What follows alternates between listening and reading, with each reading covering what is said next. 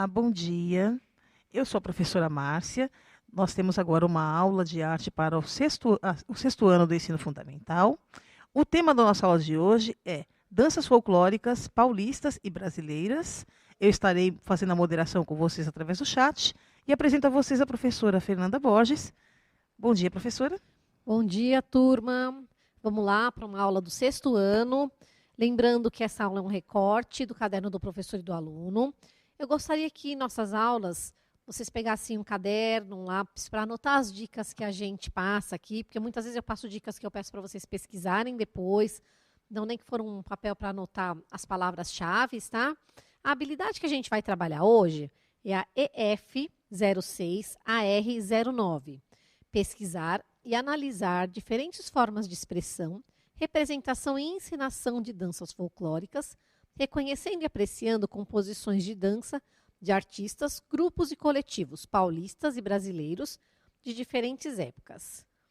Então, pessoal, a gente vai relembrar a aula anterior, que é a linguagem da dança. Então, a dança é uma linguagem artística que se configura pelos movimentos estéticos e criativos do corpo. Eles envolvem consciência, ritmo, força e emoção, expressando ideias, emoções e sentimentos, sustentados ou não por música. Lembra que a gente conversou? Você pode dançar ou não com música. Isso é só para a gente relembrar, porque como a gente está falando de dança, né? Eu sempre estou buscando umas referências da aula passada. Então, as danças folclóricas, que é o que a gente vai falar, servem para contar histórias e a cultura de povos e seus antepassados. Eu vou começar, pessoal, nossa aula com uma interação pelo chat. Eu quero saber o que você entende por dança folclórica. Conta aqui para mim, para a professora Márcia, o que você entende por dança folclórica. Eu vou dar 2 minutos.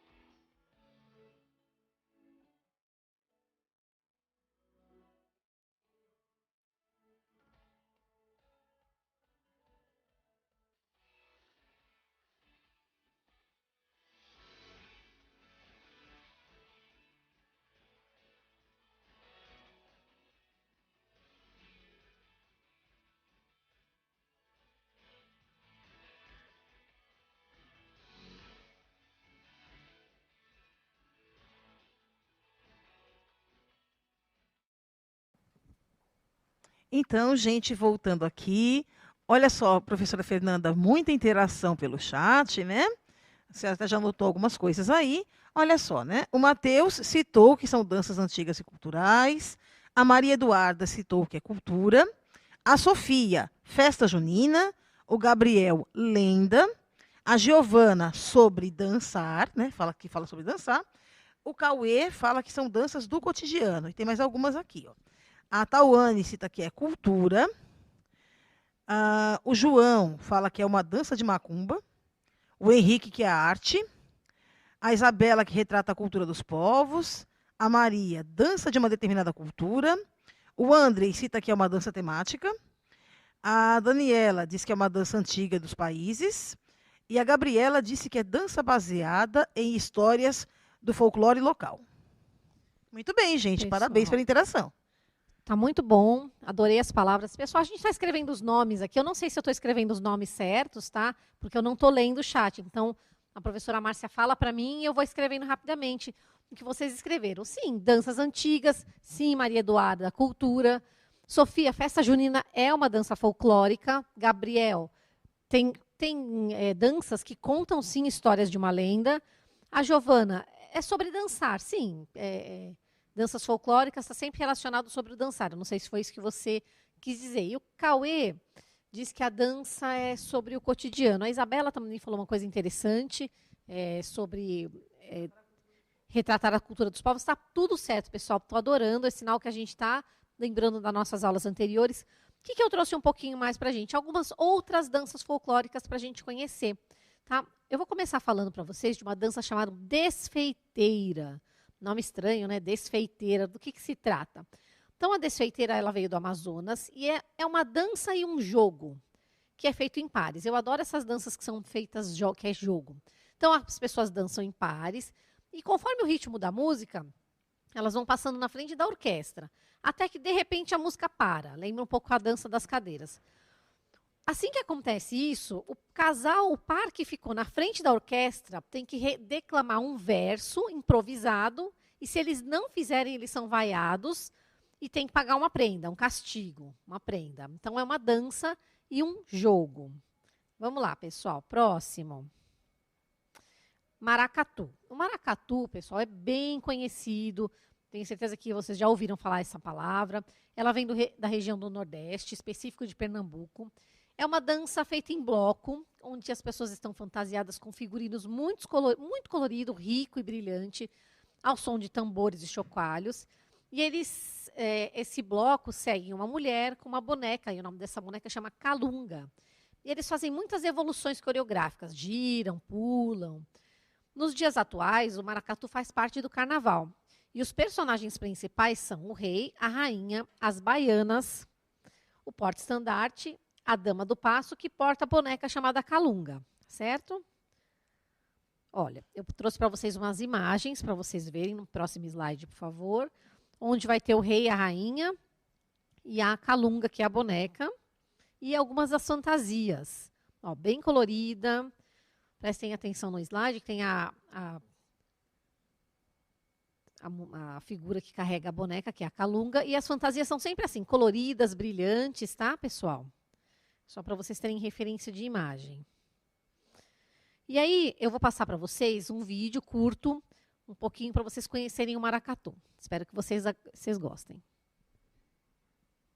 Quando eu canto terno toque, eles vão se levantar.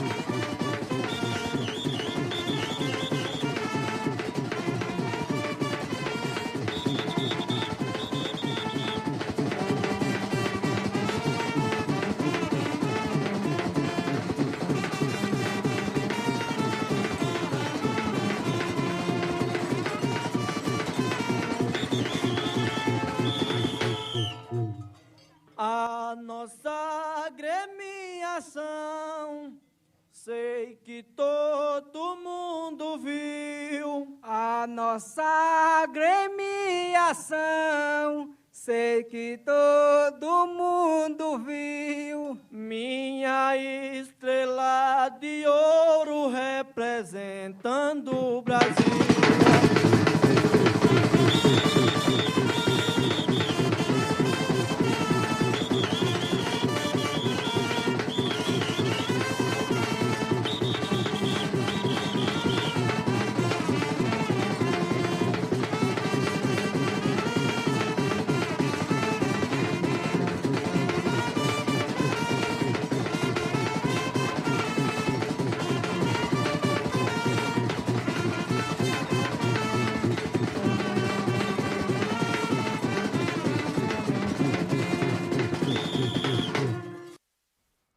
aí, pessoal, deu para ver o maracatu, deu para apreciar, deu para ter uma ideia de como são as roupas, como é uma dança bem tradicional, bem típica. Espero que vocês tenham gostado. Vamos lá, continuando, agora a gente vai falar sobre uma outra dança folclórica que chama parafuso. Essa é bem antiga, tá, pessoal? Essa eu não consegui nem achar uma referência de dança, mas eu achei tão interessante que eu quis trazer para vocês. Então, essa dança chamada parafuso, ela conta a história dos escravos, que eles saíam pelas ruas cobrindo o corpo deles com várias saias, que eles pegavam nas fazendas, nos varais. E aí eles davam pulos e rodopios assombrando as pessoas. E aí, nisso, com o passar do tempo, surgiu um grupo folclórico chamado Parafusos, né? E o grupo de Parafusos de Lagarto Sergipe ainda interpreta essa história. Então, uma palavra-chave para vocês procurarem, por favor, é o grupo folclórico Parafusos de Lagarto, que é uma cidade em Sergipe. Os integrantes hoje usam turbantes, o rosto todo pintado de branco e vestidos com as saias, eles dançam e giram lembrando um parafuso. É interessante da gente ver, tá? Vamos lá, continuando. Agora eu vou falar do mais tradicional que vocês conhecem, que vocês sempre estão comentando aqui comigo, que é a quadrilha junina, que é dança folclórica. Então, a quadrilha junina possui os personagens importantes, que é o noivo e a noiva. A dança tradicional conta a história de um casamento e segue homenageando Santo Antônio e o santo casamenteiro. Por isso que assim, a gente sempre vê essas festas em festa junina, tá? Então, na quadrilha, a gente tem o padre, o pai da noiva, o juiz, o delegado. É uma dança feita em grupo ou em pares e também é chamada de quadrilha junina ou quadrilha caipira. Sempre tem um orador que vai narrando as frases divertidas, engraçadas e conduz a coreografia. As frases são, acho que vocês vão lembrar, o cumprimento, balancê, passeio pela roça, olha o túnel, coroação, casamento, despedida. E vocês lembram de mais algumas frases que são faladas nas festas juninas? Vai guardando aí para depois vocês me contarem. Vamos lá.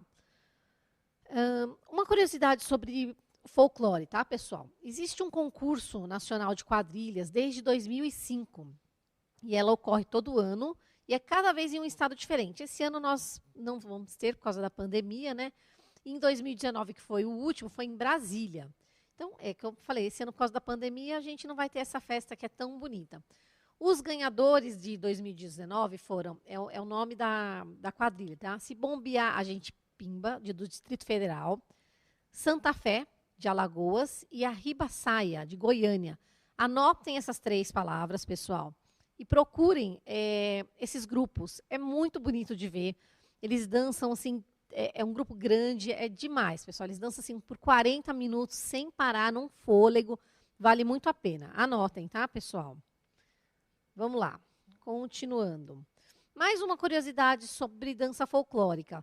Pessoal de Olímpia, que deve conhecer, eu fiquei com muita vontade de conhecer essa festa, eu não sabia que tinha, e eu quero visitar vocês aí. Espero que ano que vem essa festa aconteça. Então, na cidade de Olímpia acontece o Festival do Folclore, reúne mais de 80 grupos de danças folclóricas de todo o país e já acontece há mais de 50 anos, pessoal. Então, vocês podem também anotar o Festival do Folclore de Olímpia, procurar e conhecer. Tem gravado as danças do ano passado, tem premiação, é muito legal. Então, muitas danças folclóricas que sumiram, por exemplo, de repente até o parafuso, podem ser vistas nesse festival, danças que a gente já não ouve mais. Então, ainda tem grupos folclóricos que usam esse festival para se apresentar. É muito interessante. Espero que ano que vem, geralmente, acredito que é em agosto que é feito, né? Ano que vem, estou aí, pessoal, conhecendo a festa. Então, vamos lá. Mais uma interação no chat. Conta aqui para mim e para a professora Márcia.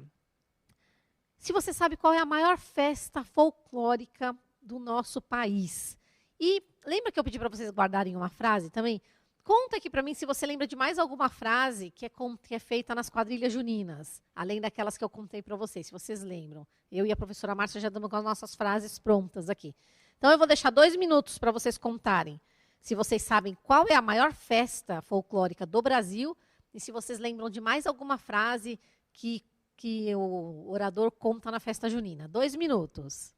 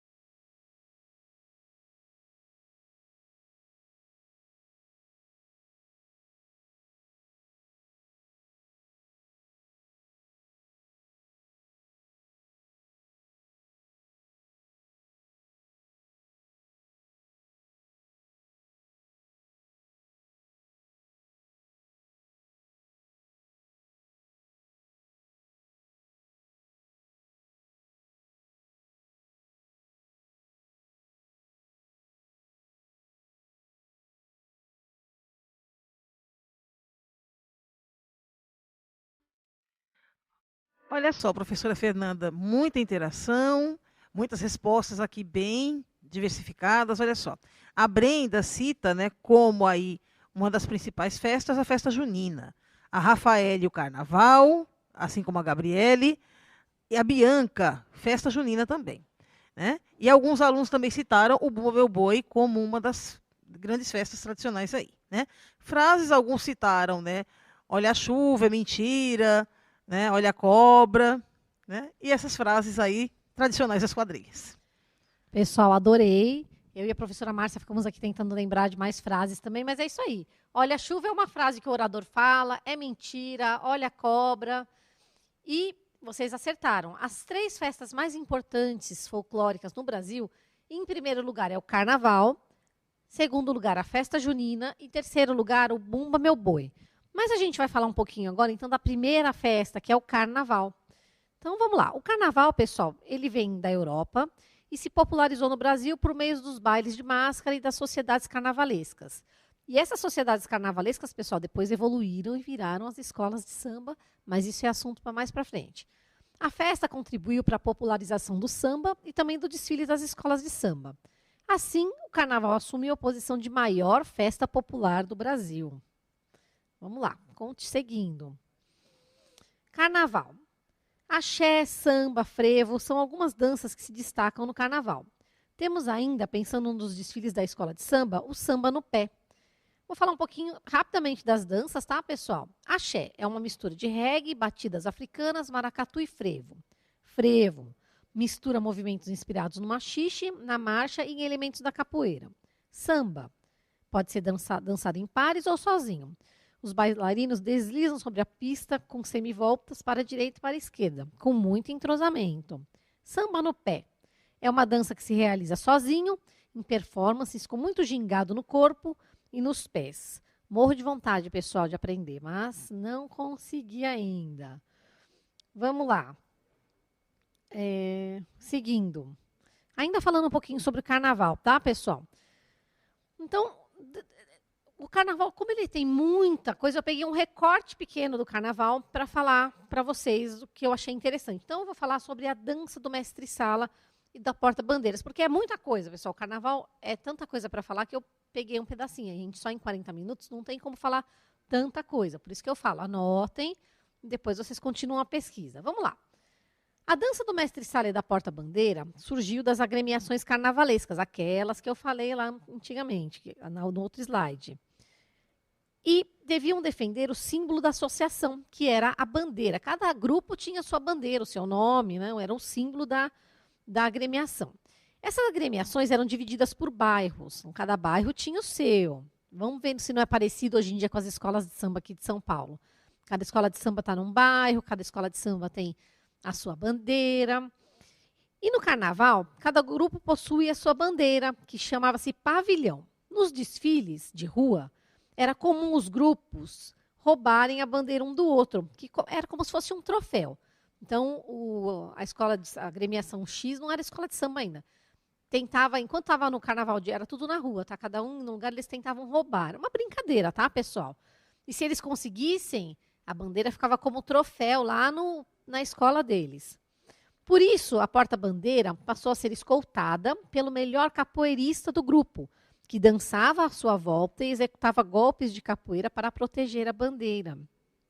Hoje em dia, a dança dos porta-bandeiras e mestre-salas evoluiu para giros, acompanhado pelos gingados rápidos, passos sambados do mestre-sala e da porta-bandeira.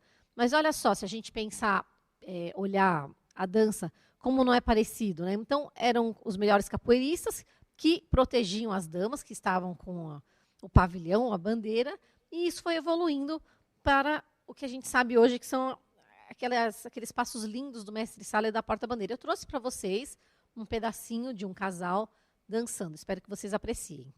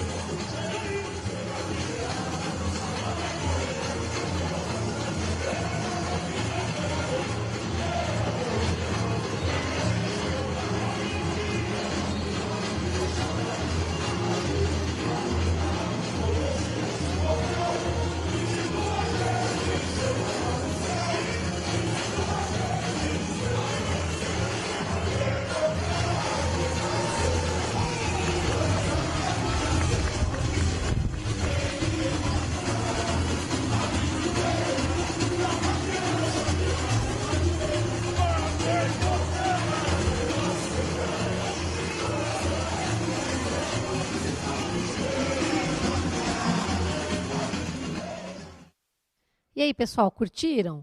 É só um pedacinho, só para vocês terem uma ideia do que a gente estava falando. Vocês viram como o mestre-sala fica em torno da porta-bandeira, e a porta-bandeira está sempre linda, ostentando a bandeira, mostrando que antigamente se chamava pavilhão. Vamos lá. Mais uma curiosidade sobre as escolas de samba. Então, a primeira escola de samba foi criada em 1928, no Rio de Janeiro, e chamava-se Deixa Falar. Tornou-se, anos depois, a Escola Estácio de Sá. A ala das baianas, com seus vestidos brancos, de saia longa e rodada, homenageia as mulheres que abrigavam sambistas quando esses ainda eram perseguidos pela sociedade. A primeira marcha de carnaval foi o Abre Alas, composta por Chiquinha Gonzaga em 1889, para o cordão carnavalesco Rosas de Ouro. E a professora Márcia tem mais uma curiosidade. Olha só, gente, observem, né, que vocês viram aí nesse vídeo um trecho de um ensaio, né, da Escola de Samba Portela do Rio de Janeiro, né? Ali o ensaio do primeiro casal de mestre-sala e porta-bandeira. E a curiosidade é o seguinte: observe que nas revoluções a porta-bandeira, conforme ela vai girando, o estandarte da escola ele fica sempre aberto, tá? Por que isso, né? Porque essa preocupação. Quando você está girando, se, no caso, você está passando na frente da comissão de jurados, da mesa de comissão de julgadores, né?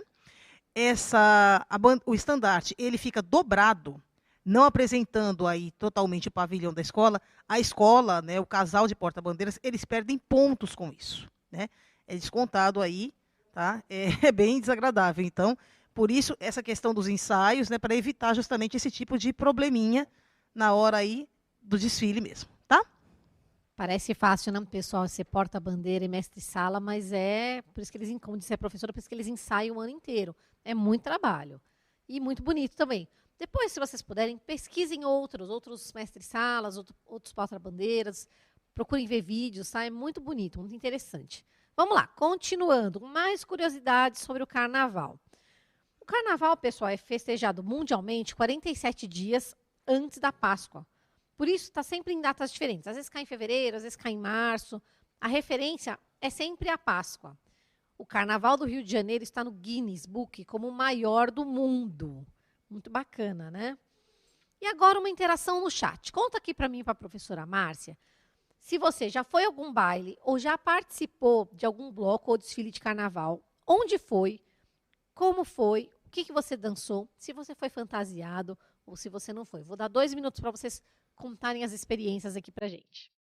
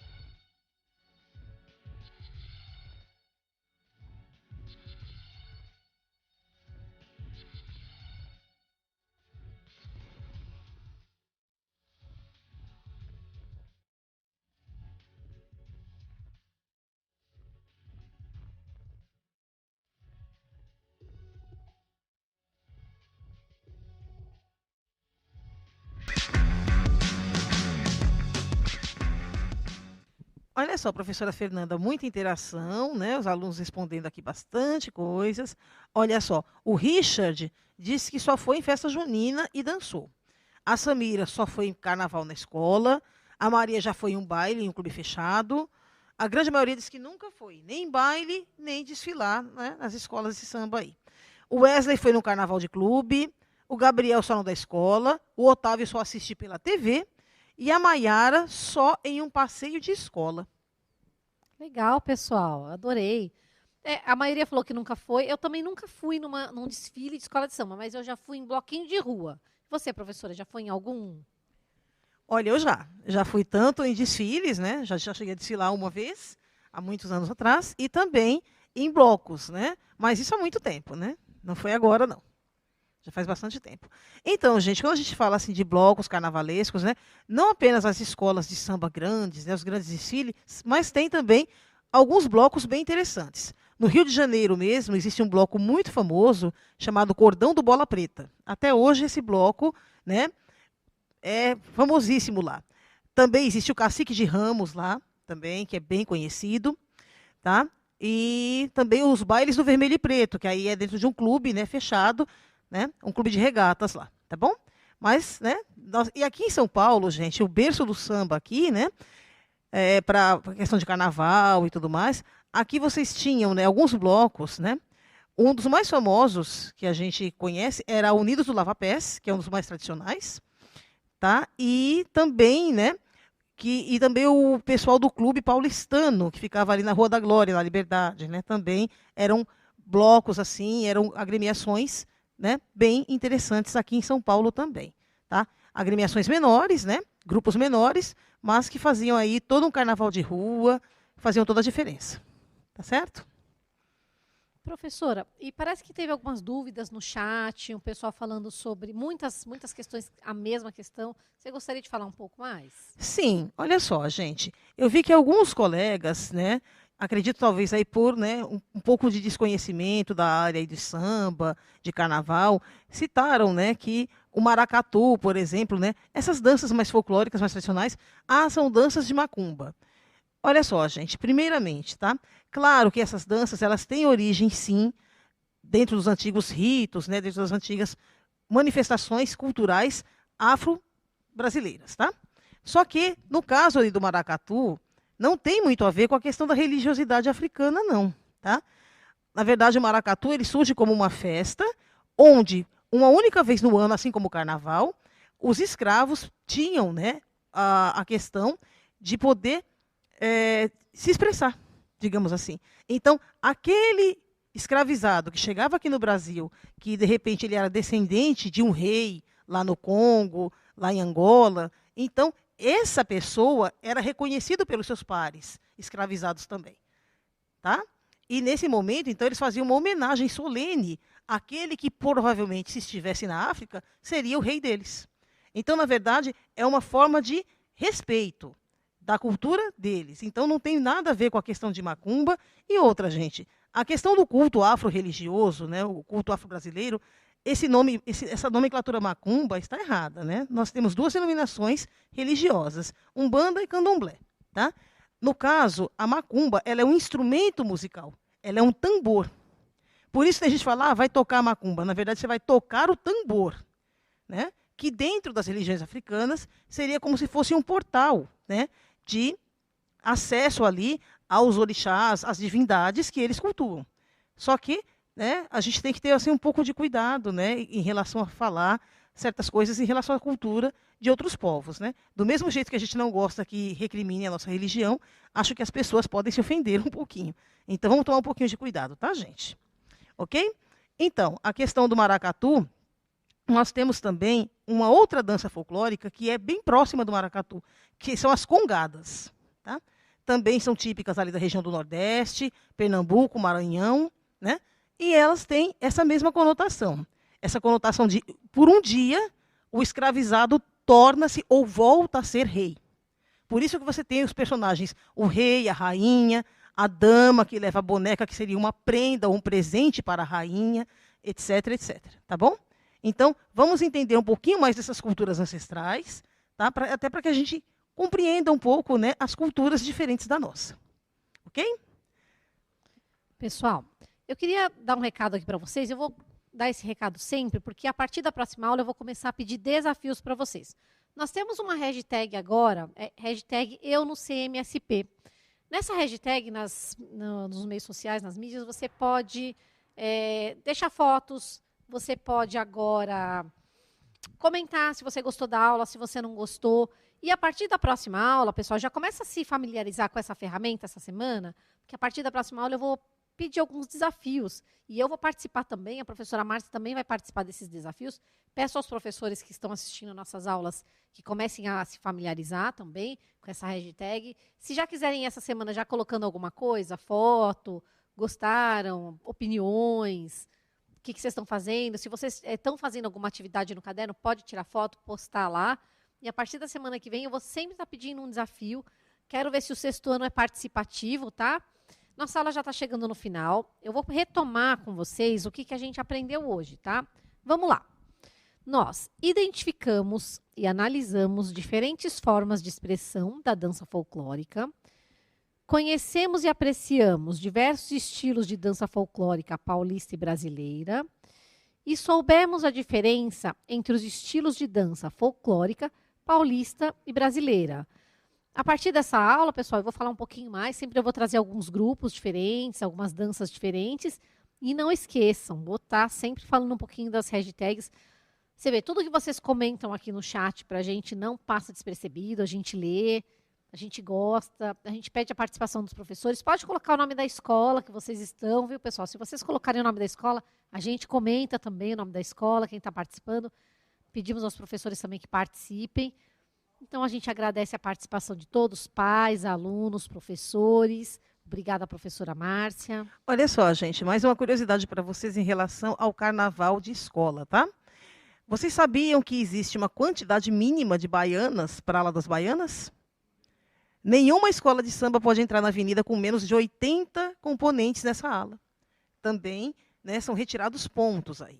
Então, quando vocês observam lá na televisão, aí ficam depois torcendo, né, pela sua escola favorita, né, quem gosta, quem já assistiu, né? Então, vocês têm vários quesitos ali. Então, um desses quesitos, que é um dos mais importantes aí, é essa questão da ala das baianas. Por quê? A ala das baianas, conforme a professora Fernanda citou antes, ela tem toda uma conotação, né, toda uma característica de respeito à própria história do samba, né, no Brasil. Por quê? O samba, até a década de 20, 30, ele era totalmente marginalizado. Justamente por ter surgido nas comunidades, né, nas favelas do Rio de Janeiro, era muito marginalizado esse estilo de dança, de música.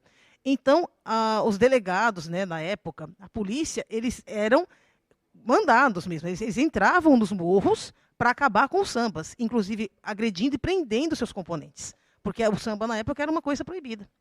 Achava-se que durante o samba rolava, acabava acontecendo brigas, né? Eles viam o samba como uma perturbação da ordem, como se fosse um grupo de arruaceiros. Então, a questão de bebidas, essas coisas, então, era uma forma de conter um pouco, né, essa questão. Né? Era uma visão até meio preconceituosa naquela época, mas, enfim, isso acontecia. E as baianas, então, representam senhoras, né, de mais idade, que moravam nessas localidades, e conforme as pessoas corriam, fugindo da polícia nos sambas, elas abrigavam essas pessoas em suas casas, elas escondiam essas pessoas, evitando, então, que elas apanhassem ou fossem levadas presas. Tá? É outra característica interessante. E as escolas de samba, gente, elas começam a surgir no Rio de Janeiro justamente a partir do momento em que a abolição da escravatura acontece no Brasil. Tá? A comunidade negra, né, a população negra, não tendo como permanecer no asfalto, porque não tinha mais emprego para eles, o que eles fazem? Eles começam a subir os morros e começam a criar ali as primeiras comunidades. E por que a gente vê esse nome? Grêmio Recreativo e Escola de Samba Unidos de tal lugar, por exemplo. Tá? Justamente, a importância disso é que esses grupos, então, eles se reuniam como se fosse um grupo de autoajuda, ainda remetendo a um costume antigo da África, onde as comunidades todas, cada um trazia, né, um pouquinho, né, doava um pouquinho de si, do que tinha conseguido, de alimento, né, e tudo que eles conseguiam nas casas, quando trabalhavam na cidade, eles então colocavam ali para que todos se alimentassem, inclusive os idosos que já não podiam mais trabalhar e as crianças órfãs. Então, remetendo a esse costume da África, essas escolas de samba começam a surgir como justamente uma forma de proteção mesmo, né? Uma forma de garantir que toda aquela comunidade, todos os membros daquela comunidade participassem e fossem ali acolhidos. Tá? Vocês podem observar que até hoje as escolas de samba, eles têm ainda um trabalho, né? Muitas têm um trabalho assistencial muito forte, distribuindo cestas básicas na comunidade para os membros mais carentes, enfim, remédios, né? Ajudando aí com reforço escolar das crianças. Então, tem essa questão da comunidade mesmo, de um ajudando o outro. E é com essa função que a escola de samba surge, como uma função de proteção mesmo, todo mundo se proteger, se autoajudar. Tá certo? Espero que vocês tenham gostado do tema da nossa aula de hoje. Agradeço muito aí, né, o convite da professora Fernanda e as interações de vocês pelo chat. E ficamos por aqui até a nossa próxima aula. Tchau, pessoal. Até a próxima aula.